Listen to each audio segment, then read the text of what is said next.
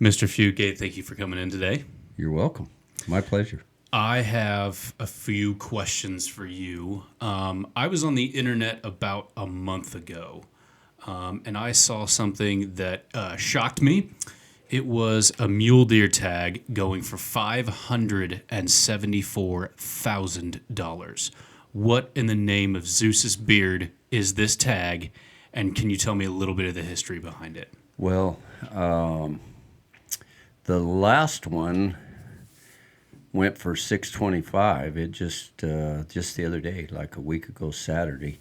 But basically, whether it's the 575 or this one, the Arizona Game and Fish Commission allocates 3 tags per 10 species to individual organizations or individuals, mostly organizations. And the money that they raise, like the one you just brought up, goes 100% back to the Game and Fish Department. If it's deer, it's for deer management. If it's elk, it's for elk management, so on and so forth. So the species are mule deer, elk. Is there any bear? Is there pronghorn? Yeah, there's 10 species. I'm familiar with the big 4 because that's the ones that we all read about that make the big money. Yep. And that would be sheep, elk, deer, and antelope. Okay.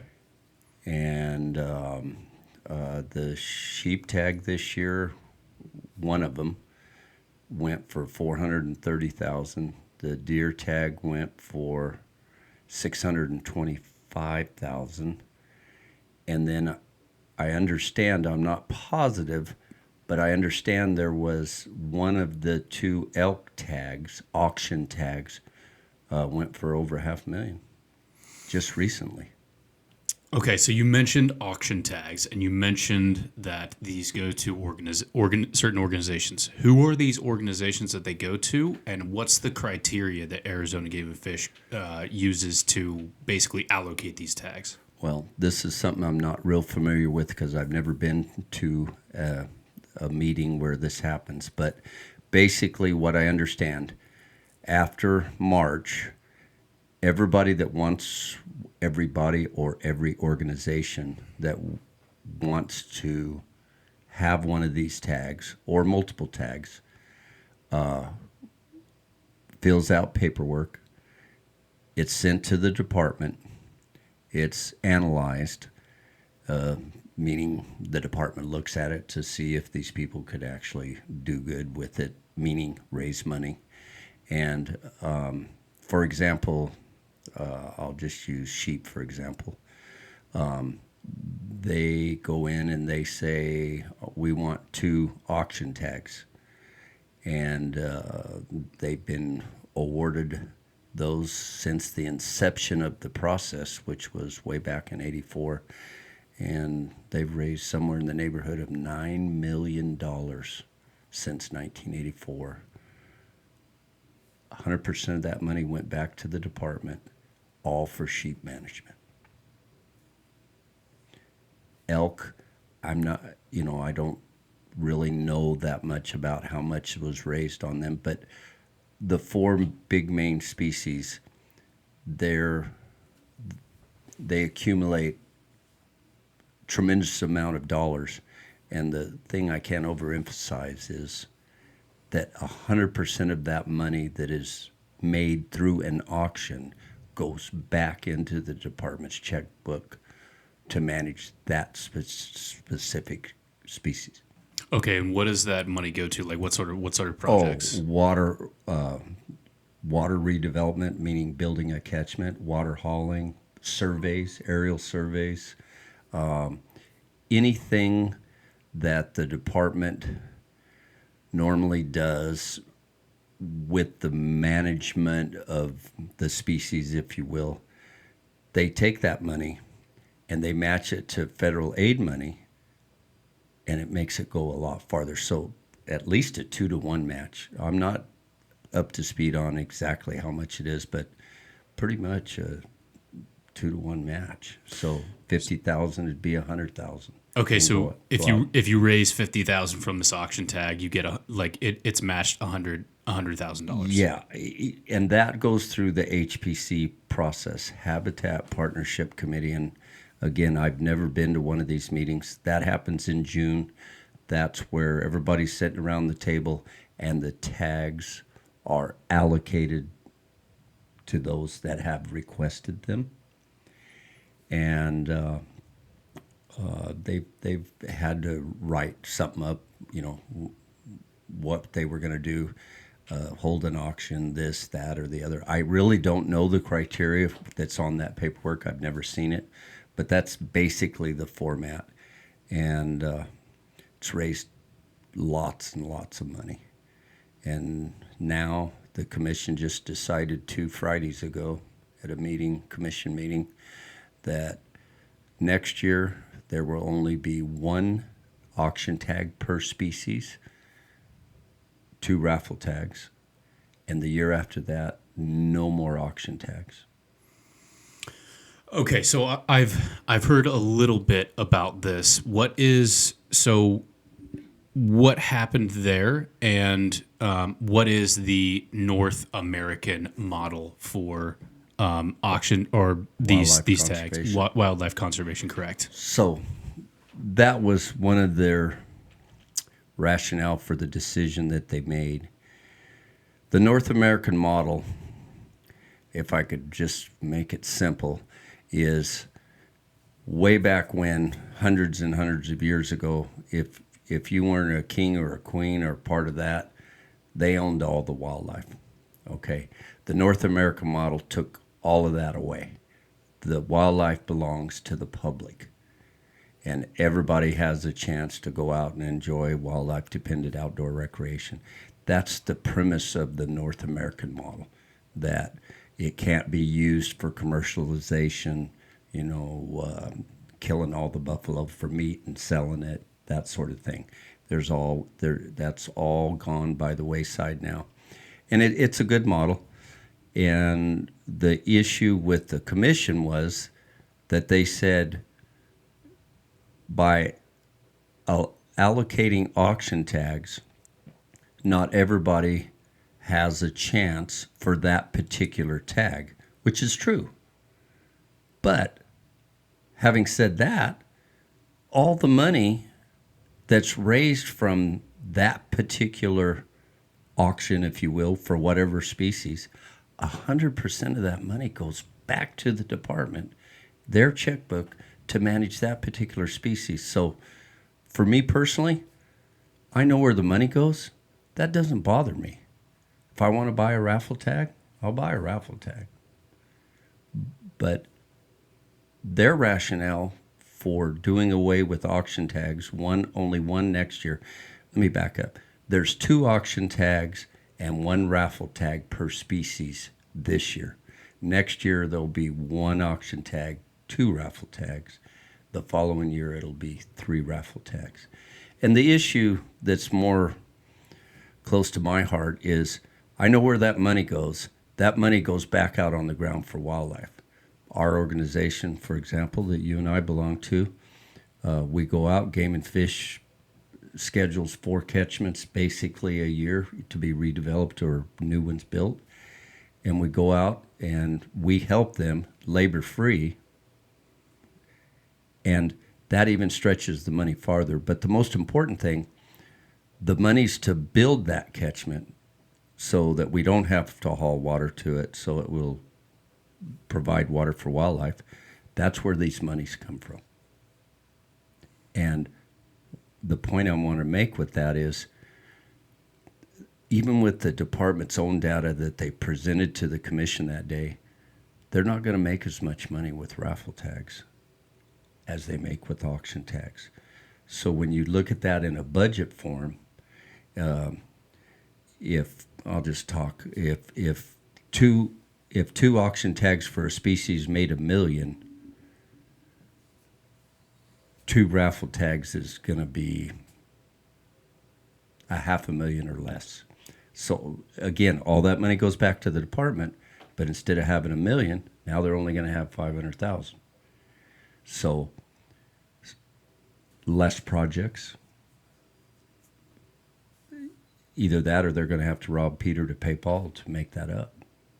And that's a whole nother conversation.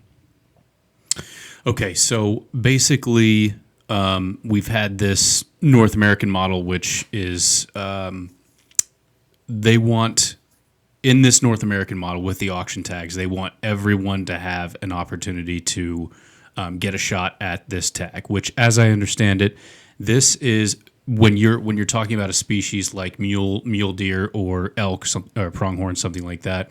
In Arizona, there are seasons for that, and you have a specific tag for a specific unit. That's what you apply for, and there's a draw and everything like that. Correct. With these tags, these are a 365-day tag, correct? That is correct. And I'm, with some exceptions, I believe it is pretty much any unit. With some exceptions, but you are correct. Right.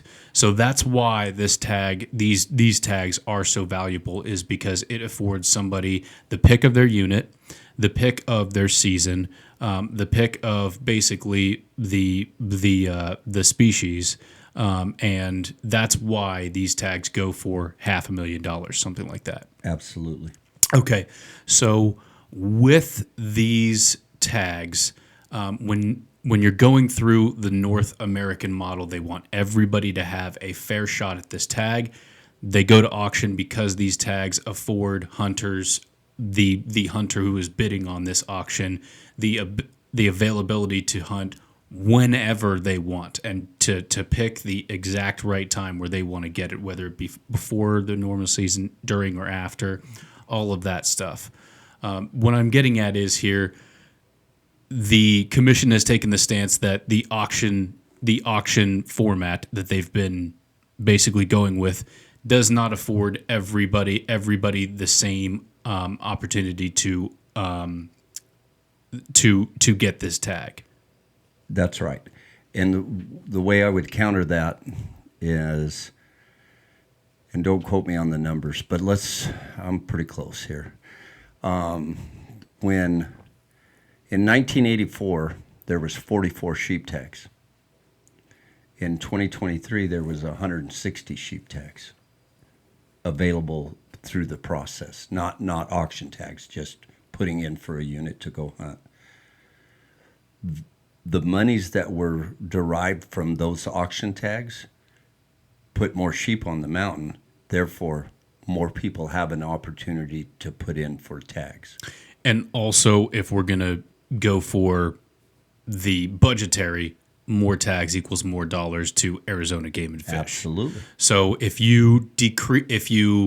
all of this money from these tags are going to like the water catchments that I was on, where I flew in by a helicopter, and it was awesome. Absolutely. And that was a sheep water catchment. That's mainly sheep going there and stuff like that. That water catchment supports the sheep year round in that area, especially with the dry seasons that we've had.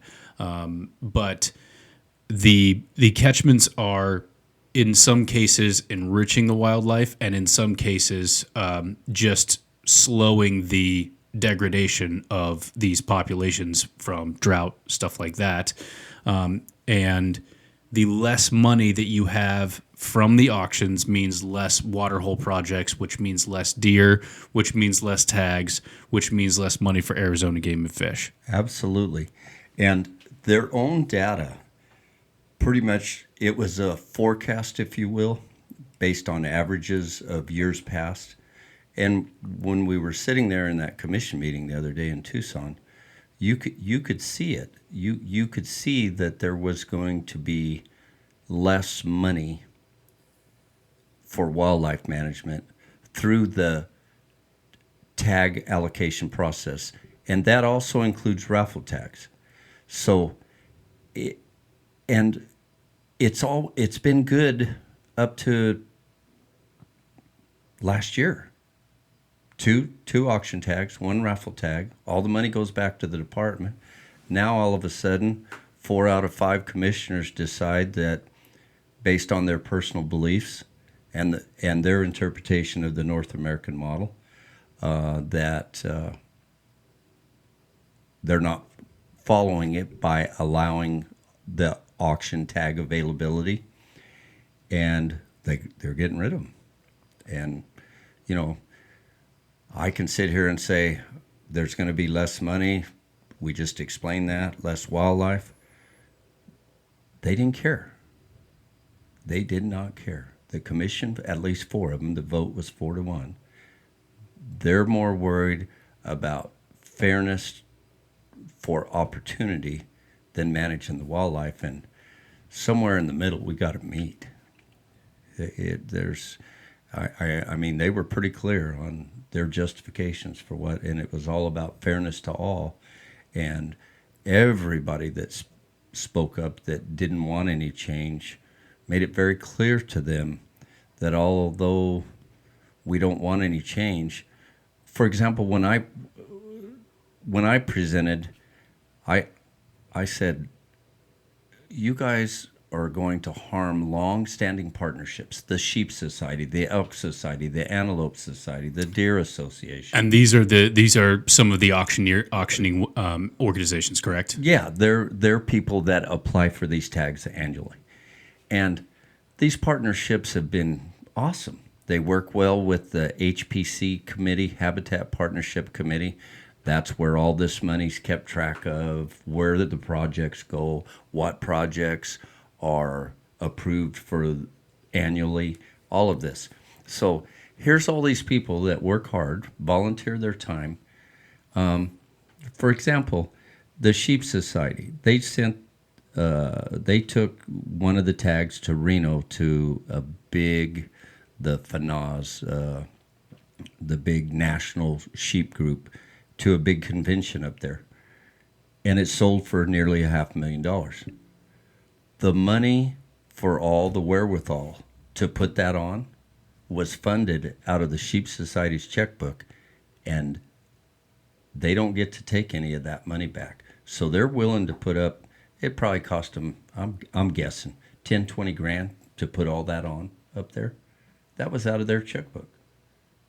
And they don't get none of that money back. The 100% of that money that came from that auction tag went back. That's the way the rules are written.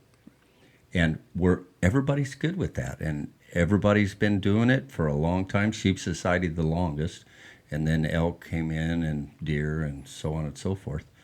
And, you know, I worry about the relationships with these types of organizations. And there's many more than the 4 we just keep alluding to. The turkey folks, Wild Turkey Federation, all of these folks, they're all donating their time just like you and I do when we go on projects. And we enjoy what we're doing. We save the department labor.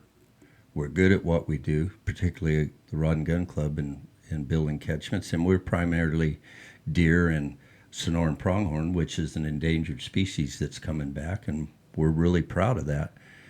But to just have the rationale that fairness to all is more important than managing wildlife, I disagree. Okay, so when an organization like, I don't know, the Sheep Society, the sheep people, they get the tag, they put it on auction. As I understand it, when the tag gets auctioned for $625,000, let's say, all of that money goes back to Game and Fish, so that for conservation. But all of the events surrounding that auction is what Sheep Society gets to keep. So if there's prizes, if there's raffles outside of that, the dinner, all of that, they can charge for dinner. That's what they get out of it, and that's how they make their operating budget, basically, if that's what I understand. I'm guessing, but that sounds rational to me. Just like when we do our annual banquet here, we're not doing that to an auction for a tag, but all the money's derived from that goes back into our checkbook, so we can provide things for the kids and feed our guys that go out and build water catchments and those types of things. In other words, enhancing our budget. But I guess what I can't overemphasize is the fact that these are long-standing partnerships. This has been occurring for a long time. Well, and I'm sure they help with conservation efforts as well. Oh, absolutely. And all of these different organizations, such as ours, they basically threw them under the rug. You know, I mean, they work hard to do what they do and raise this money. They don't get to keep any of it. It goes back into the departments because the Sheep Society is different than the Rod and Gun Club because they're single species orientated. Elk Society, Deer Society, so antelope. So when they're focused on putting more sheep on the mountain, and this money is raised at their expense, 100% of it goes back to the department.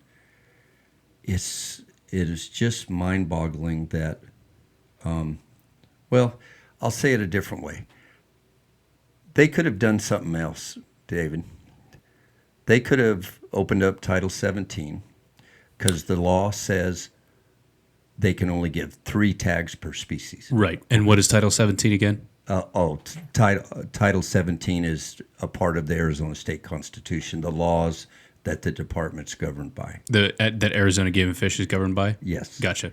And so I don't remember the number, but 246, it kind of says this is what the commission can do with these tags. This all had to be approved by the legislature way back when.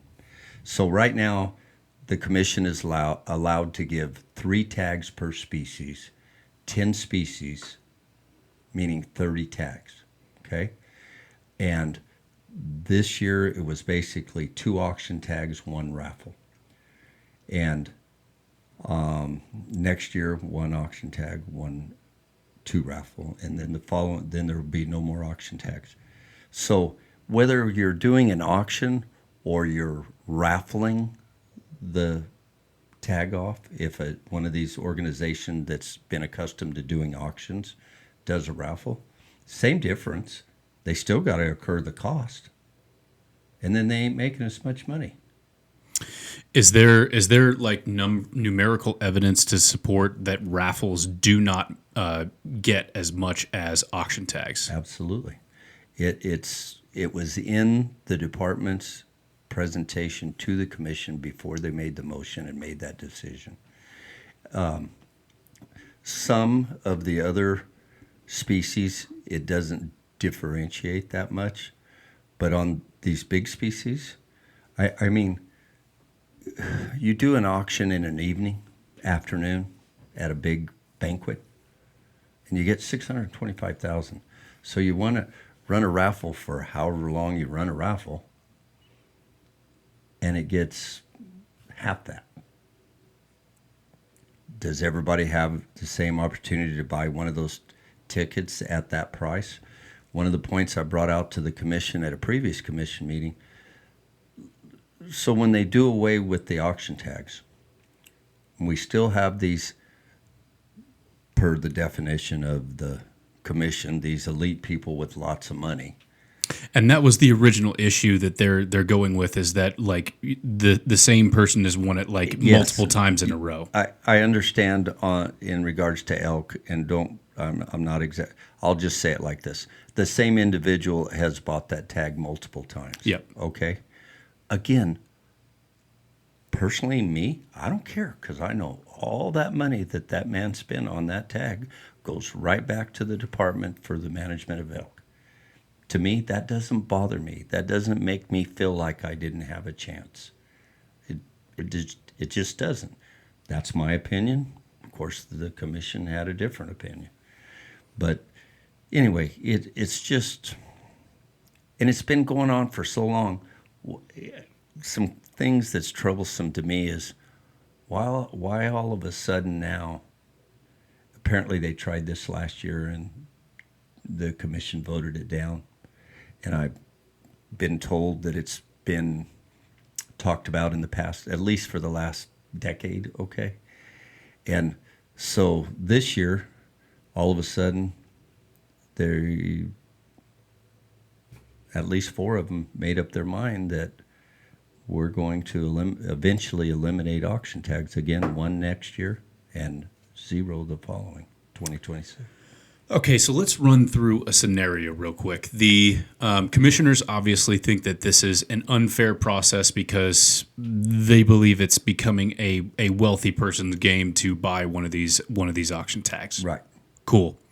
I know that from our auctions at Yuma Valley Rod and Gun Club, there are certain auctions where there are a limited number of raffle tickets, Right. and then there are some auctions where they'll just sell raffle tickets no matter what. Correct. So I'm going to assume that with these raffles, it is an unlimited amount of tickets. You just have to you just have to buy however many. So let's run through that scenario real quick. Like if they're, I don't know, $200 a piece or something like that. What's to stop the guy or gal who's spending very nearly $750,000 on an auction? What's to stop them from buying $750,000 in raffle tickets and expanding their odds to 75% or something like that? Absolutely nothing. So Nothing. They would have that opportunity. And I presented this, David, at the February commission meeting. What you just brought up, I brought that to their attention. So if they don't have auction tags to buy one of these and they still got lots of money, well, they're going to increase their odds of winning a raffle ticket by still having lots of money. The only difference is everybody else can buy that tag, whether it's $200 or $20, doesn't matter. You can buy one for 20 or you can buy one for 200. But somebody, your point's well taken, somebody that just spent the year before $500,000 on a deal, well, who's going to tell him you can't spend that $500,000 on a raffle tag? Because you're out there to make money.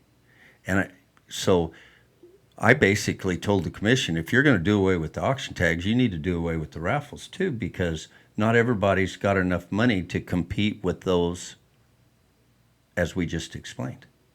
correct. I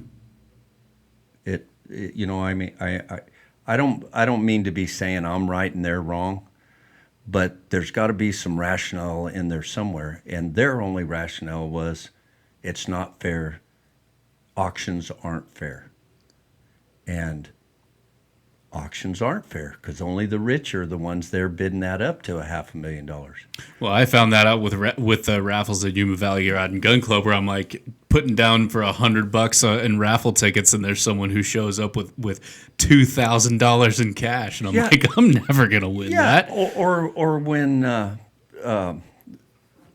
Doug puts a gun up for raffle at our club, and we go buy whatever we buy. I'll buy $40, $50, $60 worth, and the next person behind me buys $100, and the next person behind me buys $200 because they really want that gun. That doesn't bother me at all because I know where that money goes. Right. That's the bottom line, at least in my opinion. Well, and you get into a weird debate where is it Arizona Game and Fish's job to make everything fair, or is it their job to conserve wildlife for everybody, the future, and the environment? To me, to answer your question, it's the latter. It's to manage and conserve the wildlife for everyone. And there's lots of people that are not, they're non-consumptive users, or they don't hunt, or they don't fish, but they sure like walking around that forest looking at elk and deer, or appreciate the wildlife. And the department's tasked with that. They have the statutory authority to manage Arizona's wildlife, but they don't own them. We do. The public owns the wildlife. And, when you got 5 people up there, it ain't no different than a school board. I had another point about the raffle. Okay. We get into another issue when we're talking about raffles as well, as I understand it. So with the auction tag, Sheep Society can take that up to Reno and auction that tag off at one of their casinos, something like that. They could get a whole bunch of people there and have them in person auctioning it off, stuff like that. With the raffles, do I understand it correctly that the raffle needs to be in the state of Arizona, and the person purchasing the raffle ticket needs to purchase it in the state of Arizona? Correct. And the way I understand it, that just changed a couple of years ago with statute, or at least, I'm going to say with statute, meaning with law, that before you could go out of state and raffle it. Well, now it has to stay. If you want to buy a raffle tag and you live in California, you got to physically purchase that thing in Arizona. It can't be mailed to you. You physically have to buy that tag. And I can understand where that would be fair, trying to understand the 4 people on the commission's rationale. But again, it's about wildlife conservation. These tags are allocated for wildlife conservation. The rest of the tags are allocated for the hunting purposes. Obviously, these people wouldn't buy the tag if they didn't get to go hunt. But to me, there's a difference in 30 tags out of, there's 150 sheep tags, hundreds of elk tags, thousands of deer tags, how many ever turkey, mountain lions over the counter. I don't know if you put in for mountain lion. I think you buy those over the counter. Turkey is that. Yep. So we're only talking 3 turkey tags, 3 lion tags, 3 bear tags.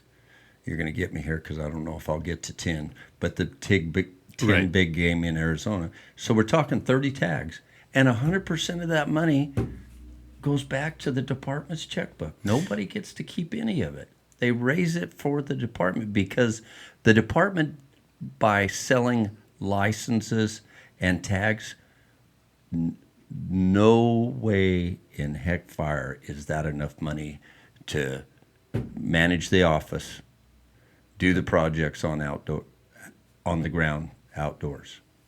They have to have supplemental funding, and that's part of the North American model. We actually had an individual that did a technical review on the model actually write a letter to the commission and say, there is no way the model will continue, the North American model, without outside additional funding, above and beyond a game department's selling of license and tag fees. No way. Well, and essentially, so Unit 41, how many deer tags are in Unit 41? Like some 500? 500? Yeah. So that's 500 tags, and in just Unit 41 with deer. Right. So I think what we're talking about is 30 tags that Be 3 for deer, 3 versus the 5. right. Well, and that's only one unit. I mean, we're talking about 30 tags that have the potential to outweigh the revenue from pretty much all the tags in the state. I think they make about $80,000 off the sheep tags. Yeah. Yeah. And, that would be maybe 1 3-day aerial survey of sheep on a mountain range. So with these 30 tags, I mean, what you're essentially talking about is 30 tags pretty much funding most of, the extra conservation, including all of this stuff. Because when you do a 2-to-1 match with all of the money from this tag, it's north of 10 million, right? Yeah. I mean, whatever figure you want to use, if it's matched, then it's twice. I mean, if you got 50, then it's 100. If you got $1 million, it's 2. And that's a lot of money. Yeah. Well, and these auction tags go up pretty much almost every year. Yeah, they pretty much. And I can tell you now that there isn't going to be any more, There's talk, for example, next year there will be one auction tag per species. So, and everybody's going to know that, okay? If let's just say they all average out to be $500,000, okay? Right. This year. Next year, they know that's going to be the last time you can have an auction tag. Wonder what that one's going to go for. Yeah. Yeah. And again, let's just say it went for $1 million. Pick a species, sheep. Sheep. Sheep goes for $1 million because there's only one left.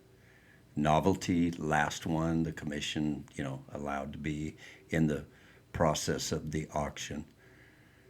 Again, all of that money goes back to the department. It goes back to the department. So it would be hard pressed. So if you make $500,000 and you're going to have a raffle, and let's just say $500,000 is the goal, well, you're either going to sell 50,000 tickets at $10, and then if you start lessening the amount of tickets to make it a better chance to win, those are going to, if we're going to keep the 500 as the static number. Yep. So it's going to be awful hard to sell enough raffle tickets to equal what's achieved at an auction in an afternoon by an organization that's doing it all for wildlife. Yeah.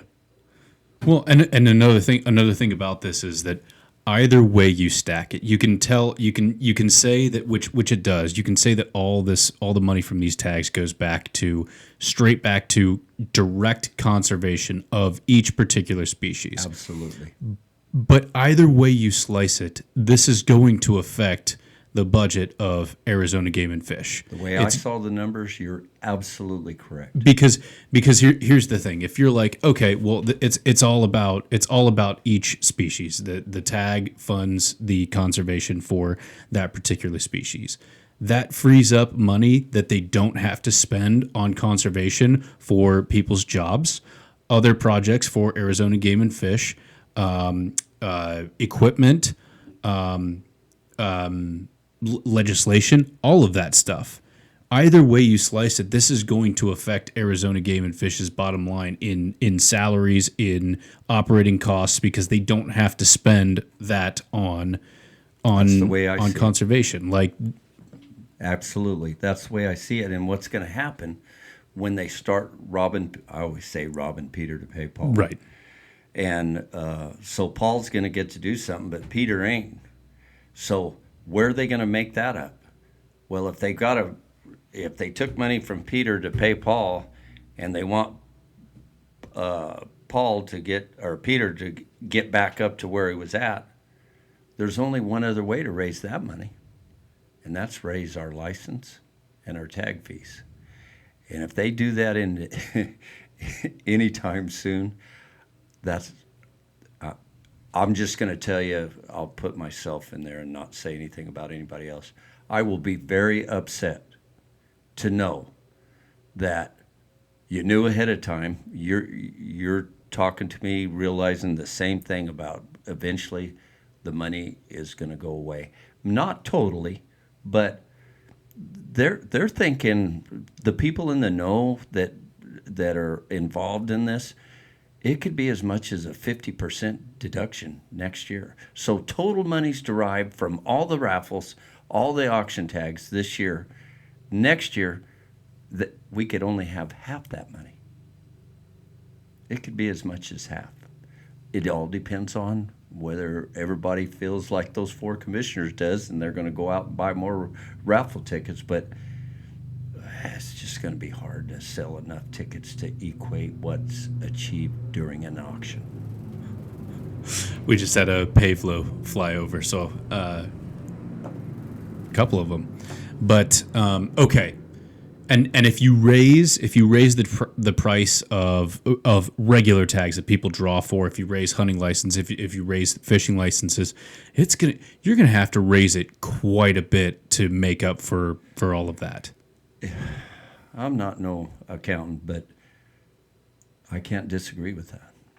It's something's they're gonna have to rob Peter to pay Paul. That's all I can say. I don't know what the numbers are, but if the numbers that were achieved per species, just pick one. Sheep went for 430. Then they've got another tag they'll auction. So between the two of them, somewhere between, I'm just gonna guess, I don't know, $700,000 to $900,000. Mm-hmm. Well, how many raffle tickets and how much are they gonna cost to equal $900,000? Yeah, it's a lot, Dave. It's a lot, and I again, the forecasted numbers based on averages of revenue achieved from raffles in the past years. They did raffles for 2 years because of your question a minute ago about not being able to go out of state. So they used the numbers because they haven't been going out of state for the last 2 years. So they used 2 years on that, 5 years on auction, put these things together, come up with these average raffle tag cost. So when you see that on a graph, it ain't as much money. Yep. Bottom line. Well, when you see it on not only a graph, but you see it on the spreadsheet with the results from it's shocking. It's shocking, and everybody's got their own personal beliefs.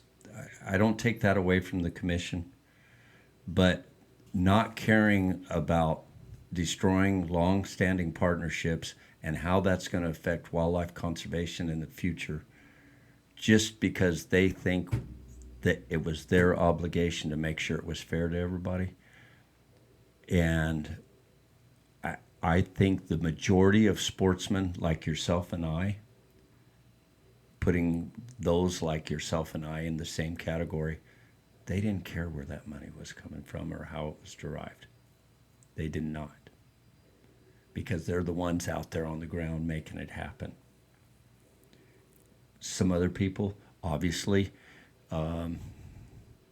in this particular issue, there was 1,500 comments through the Howl for Wildlife program that said, leave this system alone, do not change it. Then there was 32 personal comments saying the same thing. There was only 7, Dave, that said it needed to change. 7. Yep. This was a pretty heated topic. It's been talked about for years, and only 7 people. If we just talk about the group that took the time to comment and be involved in this particular process of what they were going to do with auction tags, 1,532 said, leave it alone, and 7 said, auction tags got to go. 7. That was part of the presentation. I saw it. So what's the point of having a comment period if it's going to be that lopsided? And they already had their mind made up, in my opinion. They had their mind made up before that commission meeting that day.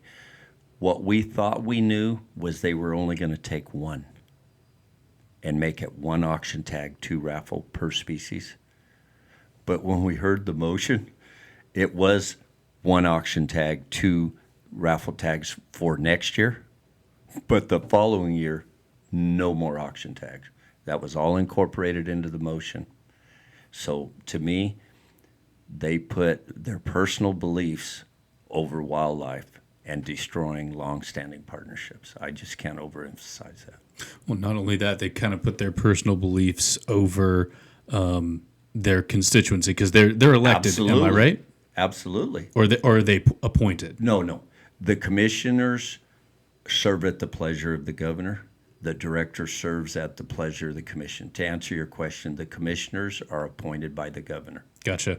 They go through a process. There's a committee that interviews them, asks questions, and the committee, through statute, has to send her her or him, whoever the governor is, at least 2 names, not more than 5 to choose from. That gave us the sportsmen, a little bit of making sure we got somebody on the commission that, loves wildlife. Mm-hmm. Before that process occurred, David, if the governor, I want that guy or that gal. We had a commissioner one time, it's been quite a few years back, didn't have a hunting or a fishing license. She served for 5 years. Mm-hmm. Now, that just didn't make sense to us. I quit using us. Dang sure didn't make sense to me. She had to get educated. She didn't know nothing.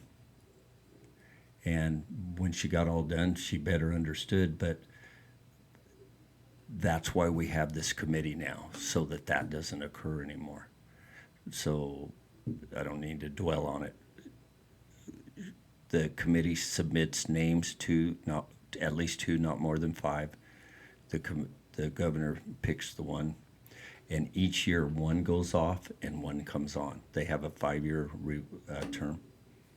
Gotcha. And so that's how it works. Okay, so there is a committee who is vetting these people, and then prior to governor's decision. Right, and then the governor has to pick from this group of people. Absolutely. I gotcha. Yeah. Okay, all right. So there is sort of like a checks and balances type of situation going on there. Right. So with these 4 out of, or 3 out of 4 or 4 out of 5? The vote was 4-1, so 4 out of 5. So 4 out of 5 voted to do away with the auction tags. Okay, so this is Title 17, which allows for it allows for an extra source of money from these tags per species, and they obviously said, "Hey, we're going to do away with the auction tags." Can this be reversed, and how could that? How would that happen? Great question. First of all, to answer your question, yes. Because what they did, the law is pretty broad. So not more than 3. They could do 3 auction tags if they wanted. But that's not what they do. But to answer your question, it could change very easily. The next year, they could go back to the way they had it, or 1 auction tag, as long as they don't exceed what's in the law as far as total allocation of tags. And what the law says, 3 per species, 10 species, 30 tags. So nothing, the point I'm making, the law doesn't have to change. The commission has to change their mind. Okay. It's going to be pretty tough to get those 4 people to change their mind, because it was their personal belief. They didn't deal with, great point you brought up a while ago about not even considering the tally of the constituency that was involved in the comment process. It's when it's their personal belief and it's their way or the highway, because they are the ones that set policy for the department to abide by. It's pretty hard to beat them up on find a way to combat their personal beliefs. If their personal beliefs are that auction tags aren't fair to everybody and they want them gone, which they did, and by 2026 they will be gone, it would be very hard to change their mind unless they start seeing the numbers. It's going to be about the money. It's going to be about the lack of managing wildlife tomorrow, 2 years, 3 years down the road, that they do today, and having that funding available and not having to rob from Peter to pay Paul. Okay. That would be the only way I could see them changing their mind. But for the next couple of years, because those 4 that voted, one's there for 1 more year after this year. Then another one's there for 2, 3, and 4, if that makes sense to you. Yep. So until we get 3 people that have a different opinion of what's fair to all as it relates to wildlife conservation or wildlife dependent outdoor recreation, it's going to be tough to change. But yes, it could change. They could change it a month from now, I think. They could change their minds. It's all about being at a public commission meeting and saying, after we reviewed all this and this and that, we're going to do something different. Highly unlikely. Okay, so we know that their personal beliefs are involved. How would regular citizens of Arizona, how would they obviously respectfully voice their disagreement with this policy? And do you think that There's a way. yeah? So how would they do that? How can people get involved with saying like we don't want this? Even though yes, these auction tags are most likely going towards a wealthy person, we feel that the benefits of having an extra 10 to 15 million going directly to conservation and offsetting the costs of the regular operating costs of Arizona Game and Fish, which makes them stronger as an organization. Me as a citizen, I would like to talk to Arizona Game and Fish to try to get them to change this, or the commission. How would a regular person go about doing that? Well, that's a wonderful question. The first thing I just thought of it just now, but it would take everybody. You don't get drawn for deer every year. You don't get drawn for elk every year. It's really hard, and sheep is a once-in-a-lifetime tag. Yeah. So we'll leave sheep out of the equation. But let's say antelope, deer, and elk. If every sportsman, constituent to the Arizona Game and Fish Department didn't put in this year, it'd take a bunch of them to make a difference, but didn't put in. I don't know what the total revenue for the tags are, but it's got to be in the millions with deer and elk and antelope combined, because there's antelope, probably not. I don't know how many antelope tags are, 100 something. But elk, there's thousands of tags, total tags. Deer, probably 50,000 tags, I'm guessing. So if all of us just didn't buy one for a year, how's the department going to operate? Having said that, this wasn't department driven. Right. This was commission. So I kind of answered your question, but I wouldn't suggest that, because that doesn't do nothing for the commission to change their mind. Right. I would.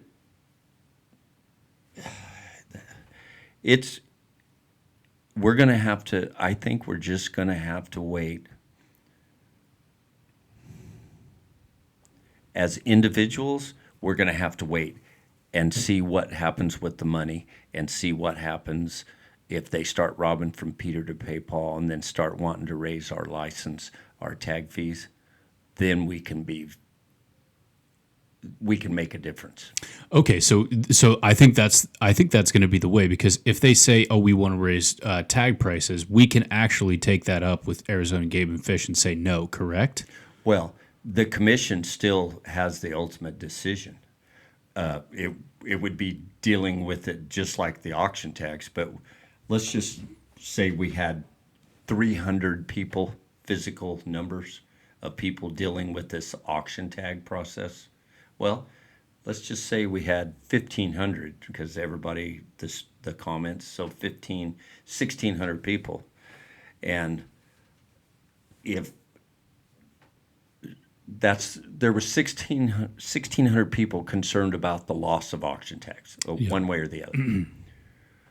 But when you start raising your license fees and you start raising the tag fees, that 1,600 goes to 160,000 or 200,000 people.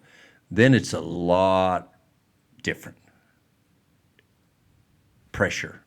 I don't know, whatever you want to call it, politics.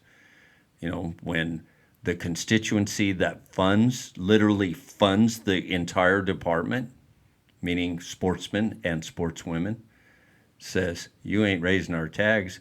And could you imagine 160,000 people showing up for a commission meeting? Yeah. Yeah, I could. If that was the end result and they didn't want to put anything else back in place to help compensate it at the same time. I personally could say, all right, commission's going to put one of the auction tags back, but we're still going to have to raise the license fees. Well, if they committed to leaving that auction tag in perpetuity, me personally, I could pay a little more. But if we didn't have that assurance, and all they want to do is raise auction tags and fees and leave it raffle only from now on, that'll never stand. It would never stand, Dave. I don't think. I think there'd be a lot of people upset. The last time they raised our fees had to be 10 years ago, and it wasn't pretty. But they needed to, because they hadn't raised it in a long time before that, and everything changed and different. But to give them a little credit, they haven't raised them for 10 years. And that is the commission's decision? Oh, yeah, absolutely. So they obviously... That would be a department recommendation for a commission decision as opposed to auction tags. The department had no recommendation one way or the other. This was all commission driven. 4 out of the 5 commissioners felt strongly enough about this that they pushed the issue, made it become part of the agenda, went through a process of talking. They had listening sessions talking to all the participants in the process of allocating the tags. No one that I know of, based on what I've read, through those listening sessions, thought it was a good idea to get rid of auction tags. So if they're not going to listen to 1,500 people saying, don't do this, we are good with what we have right now, right, and they just went with their personal beliefs, why would they listen to 160,000 people in a commission meeting? Because those 160,000 people live all around the state. All around the state is our legislators. Mm-hmm. We tell our legislators, you don't fix this. They have to approve the department's budget annually. It's called Joint Legislative Budget Committee, JLBC. So even though none of the department's budget comes out of the Arizona's general fund, they still have to approve the budget. So the way I see it is we don't approve their budget. If they're going to raise the fees, the budget doesn't get approved. And that's the department, correct? Yeah. Well, how does that affect the commissioners? The commission? Yeah. Oh, they're appointed by the governor. So I mean, I'm looking at it strictly politically now. Right. Yeah. Right. The only way you're going to get rid of a commissioner without letting him finish his term is he's got to do something really, really bad in order to convince the governor to kick him out. Right, but if the commissioners are appointed by the governor, they really don't have any consequences if the department's budget doesn't get approved. They can still rest on their laurels and say, "Well, we did what we thought was right." And if the department's budget doesn't get approved, then that doesn't affect us. That would then they're probably painting a picture. Then your point's well taken, but they're probably painting a picture with the governor that wouldn't be satisfactory to him or her. Well, I think it's already kind of dissatisfactory, because in 5 or 6 years is when they're really going to start feeling the effects of the loss of the auction tags and the loss of the revenue, down to probably a quarter of what. So they're going to have to start, as you said, robbing Peter to pay Paul, right. And they're going to have to start allocate. They're going to have to choose between people and their projects. Absolutely. And I don't necessarily know which one they would choose, but they're probably going to choose their projects first and start letting people go.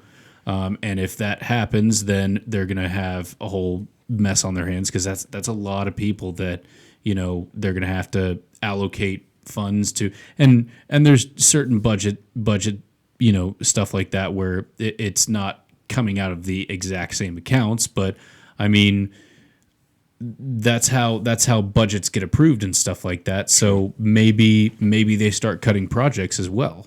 Well, they'll cut projects before they cut their positions.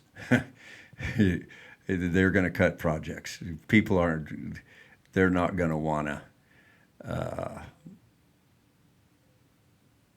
If I was the director, I wouldn't want to start laying people off. If you were the director and you had 600 employees, but you can slow the projects down or you can let people go. But if you slow the projects down, you're probably looking at if you get a really bad drought, you could get a significant decrease in your populations, absolutely. Which means the tags go down, which means your revenue goes down, and then they wouldn't have no choice, but people would have to go. People would have to go. Yeah, just the other day, Title 17 was open for an increase for department publications, and I guess they were funded at $90,000 a year, and wanted that number to be bigger, and that's what was in their budget. So in order to get that number bigger, they got to go back to the legislature to do that. Mm-hmm. And so the point I'm making with that is they would have to increase fees. It's written in the law what a license cost, right, just like a driver's license or anything else. So in order to increase those fees, that takes the legislature to finalize that process. Oh, so it's written in how much a tag and license costs. I'm pretty sure it is.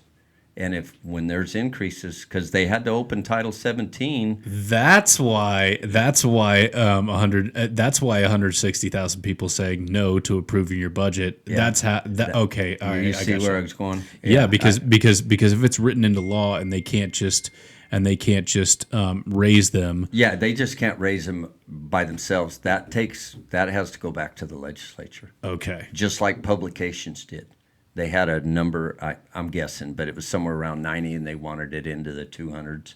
So that had to be approved by the legislature, even though it ain't the legislature's money, even though it doesn't have anything to do with Arizona's general fund. The budget has to be approved. It used to be every 2 years. It's every year now. Every year. So there's a way. There would be a way. I just hope that. I just hope that they come to their senses ahead of time. But when you think about it, we had 2 auction tags this year and a raffle tag. So all that revenue is going to be generated. Mm-hmm. Let's just say it averages out the same as the year before. Lots of money. So next year it'll be 1 tag. There'll probably be more money because there's the only one left. So that year isn't going to be a problem with projects. Yeah. Probably the overflow to the next year wouldn't. So let's see, 1, 2, 3. We're probably realistically 4 years away from it being from having affected. So we have 4 years, and in 4 years we could change the dynamics of the commission if luck would have it. Meaning commissioners go off, new commissioners come on. Right. Suggestion I would make to this committee that does the looking at the qualifications of the individuals before submitting the names to the governor. First question I would ask is, do you support returning, I'll make it simple. Do you support auction tags? Why or why not? making money, for as we discussed for the last hour. Do you support auction tax? Yep. Why or why not? And that'll slim it down quite a bit. Because if we got to get more money, we got to get the auction tax back. Yep. Because I just don't see the math clearly in the short term how it's going to work. How it could be the same, even just equal to, not even saying more. How would it be more? Auctions. I mean, raffle tag revenue. It's not. So it's going to be tough. They've got some work ahead of them. They have some work ahead. And they're in quite a pickle. Yeah, and I just at our board meeting, this was brought up. Those that made that decision on occasion are not being acknowledged very well when they're seen in the public. Yep. And that they brought it all on themselves. So if that's their personal beliefs and they can live with that from this point forward, I've made that in my presentation on Wednesday. Be absolutely sure you can do that. And if you have any reservations, don't change it. Yep. And they didn't care what I said. They did not care, nor did they care about anybody else that had anything to say or had written comments. Obviously, it was 1,532 to 7. And I just go back to that. It's going to be tough. It's going to be tough. Yeah. All right. I think that's it, Mr. Fugate. Thank you so much for coming out here. I appreciate you asking me, and the first time I ever did anything like this, and especially off the cuff, because I don't really, us as an organization, we're not involved in that process because we don't ask for those tags. So I apologize for my ignorance, but it's pretty close.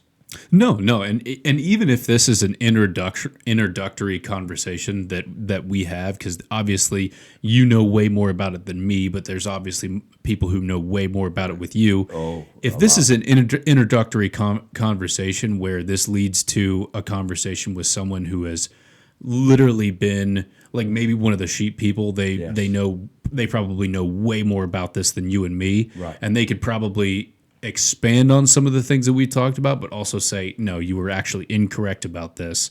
I would love to have that conversation as well. Yeah, and I would too, because I'm pretty close to quite a few people in Sheep Society, and some of them for decades.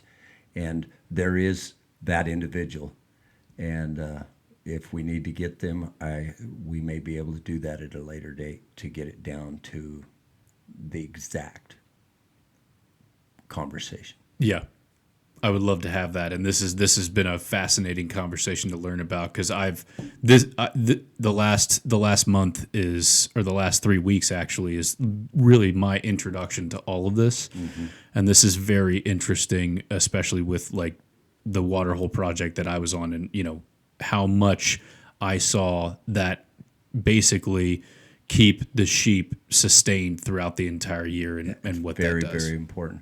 It's elk. They live in God's country. Yep. They're a little bit, but our mule deer in the desert, as opposed to the mule deer in the trees, totally different. Right. Anyway, that's another conversation. Yeah, exactly. Thank you very much. I appreciate it. Thank you, Johnny.